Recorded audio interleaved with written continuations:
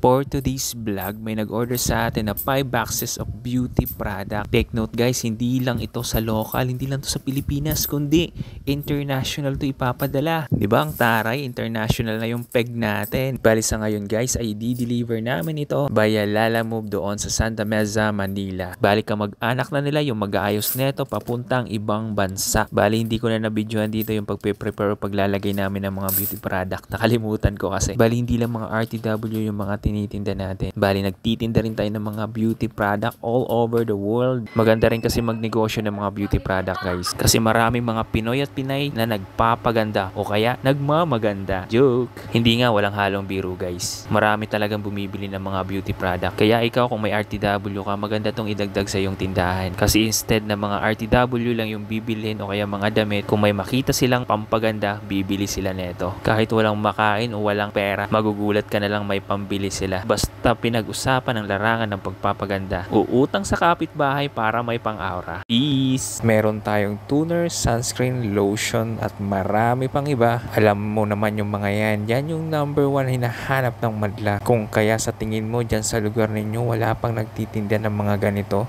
pues ano pang hinihintay mo? Distributor kami neto. Kaya mura mo lang ito makukuha dito. Kaya panigurado malaki yung tutubuin mo. Kaya tingnan nyo, ito nag-order sa amin neto. Panigurado siya lang yan nagtitinda nito. Imagine mo na lang guys na nasa ibang bansa ka tapos nagnenegosyo ka ng mga beauty product na ganito. Sana all masipag at nakaisip pa ng ganito. Kaya ikaw ano pang hinihintay mo? Lagyan mo na beauty product sa lugar ninyo. God bless us all.